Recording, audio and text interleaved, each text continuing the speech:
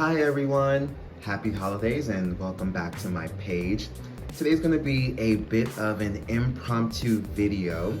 As you can see, there are a couple of orchids missing and a couple of plants missing in general because we are watering today, and someone did ask me to post how exactly I water with my filter and what I do to be able to share my water for basically my entire collection. So grab some coffee or wine depending on where you are, or both, I don't know, and join me for a day of watering.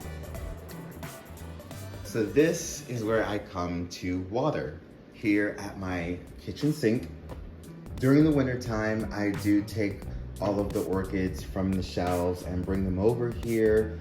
But during the summertime, especially for the ones that are double cupped, which is mainly the whole collection now, I just pour water into the pot and leave a tiny reservoir down here, like at the first line of the cup. And it mostly evaporates by the next week. And that's just a testament to how different the temperatures are during the different seasons. Now, again, my frequency of watering is about once a week, and that's because of the medium that I use in all of my pots/cups. As you can see, I do grow about 98-99% of my collection in cups. Some of them are in pots, but for the most part, we have solo cups with holes and then a cup without holes on the outside. Now, specifically, over here is my zero water filter, where I just casually during the week, as a matter of fact type of routine, I just fill this with water with the cup, and the water that comes out of the zero filter always has a reading of 0 ppm, parts per million, which means that there's nothing in the water. When I use my tap water, as I mentioned in other videos, the ppm is so high into the 400s that it leaves this horrible residue on my pots, and it's just not something I'm willing to deal with because the buildup is way too much at one time. So to move along, so sorry about that. But I was saying, to move along, my phone rang there. To move along, I do share my water in a single watering bucket. And I fill the bucket with the zero water.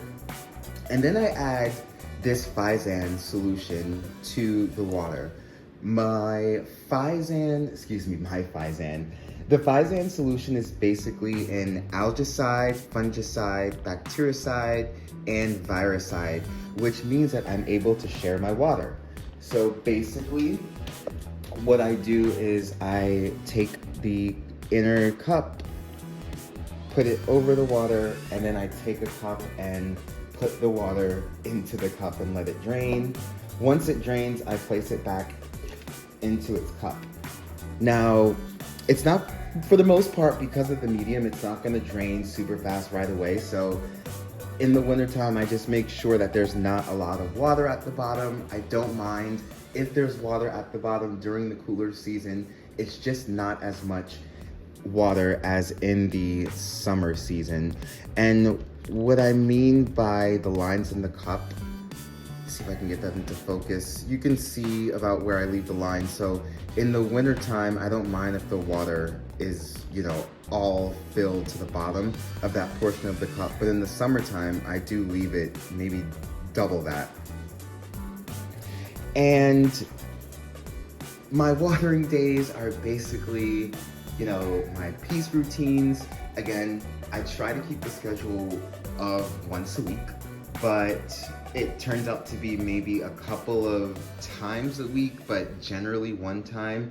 And what I mean by that is the fact that I have over 100 plants and, mostly orchids in general, I don't like to spend an entire day watering. So sometimes I water a few one day, water a few the next day, but for the most part, I try to water most of my collection on my days off because I can just relax, have my coffee, have my wine.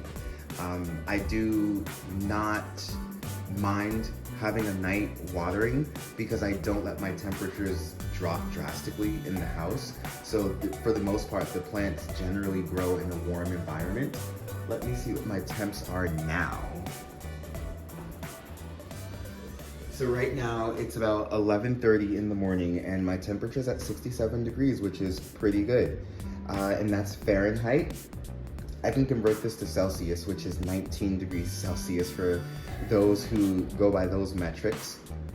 And basically by maybe 2 o'clock, maybe 12, we'll see 70, maybe 71, possibly 73 if I did throw the heat on, but I don't like to put my heat on, as I mentioned in videos, because it does drastically affect the humidity.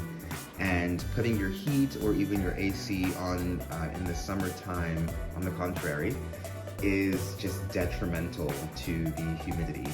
And I'll show you something else here.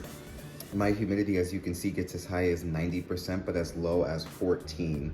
And that low is basically because that means that I've turned the heat or my air unit on at some point, because the low is normally in the 20s if I'm not using the heat at all.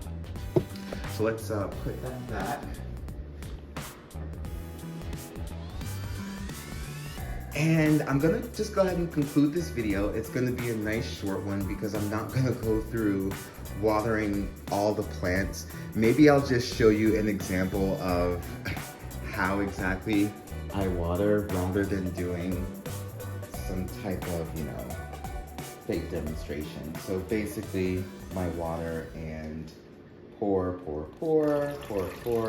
I don't mind if the plants get too wet because, again, I don't have a lot of humidity, so that dries pretty quickly.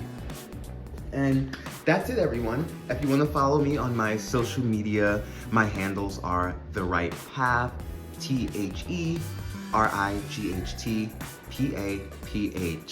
And with that said, I will see you all in the next video, which will be a follow-up of my Paphiopedilums specifically.